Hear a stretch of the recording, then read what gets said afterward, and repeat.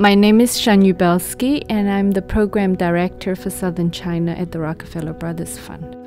When we say Southern China, we actually are talking about a quite large geography, which includes 9 provinces. In the last 30 years, China has gone through really rapid economic development. These changes are also extremely visual. Forests of buildings have come up, and factories after factories have been built.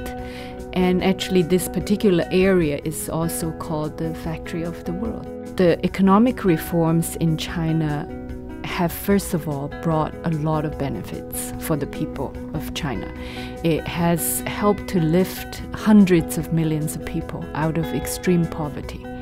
However, unfortunately, much of this progress has come at the cost of the environment, because the speed of change and speed of industrialization, speed of urbanization is so rapid.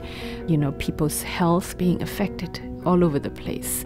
And so this is an area actually we have chosen to focus on. Some of our grantees are doing extremely creative work, finding very innovative ways to break new ground to try to contribute to solving some of these environmental problems.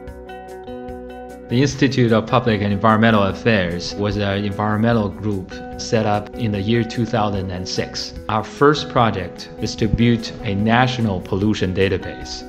The reason that we decided to start it with environmental transparency, we believe that the real barrier to China's pollution control is not the lack of technology or money, it is the lack of motivation.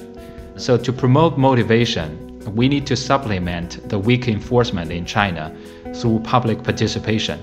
The Land and Resources and Ministry of Information, they've been disclosing all this information, and we put it together through a user-friendly database, which we put online and make it more accessible. Our database covers the entire China. We provide people access to pollution data, the environmental quality data, the amount of discharge, and a list of violators of environmental laws and standards in all the 31 provinces and 300 cities. What we found is that when people access this information, some of the polluters who used to pay fines year after year without solving their problem started feeling the pressure. At this moment, more than 50 of them successfully removed their records from the so-called blacklist. Some of the largest corporations in the world have become the active users of this database. They include Walmart, GE, Nike. They are comparing their list of suppliers with our list of violators.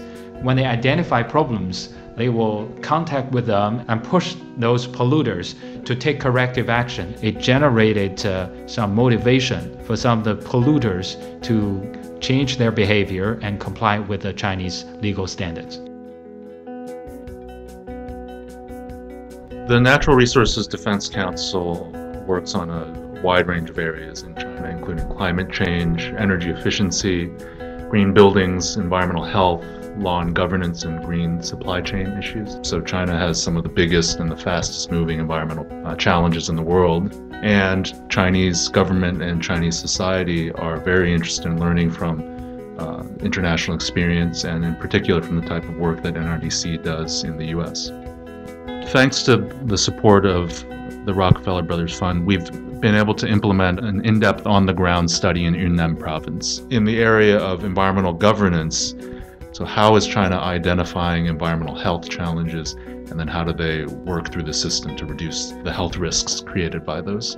We've also worked on environmental transparency issues. We think that access to information is fundamental. The government selected a site in a lead mining and smelting region in northeast Yunnan province.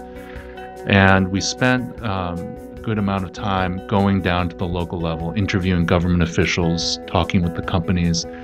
And though there was a very serious lead and heavy metal pollution risk, the government did not have a very strong system for identifying the problem.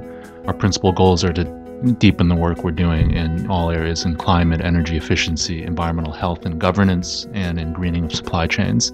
A lot of it just takes time working with the best local Chinese partners and to just kind of push forward. Yes, it's not easy, but I think it's, there's a lot of great opportunities to improve things here.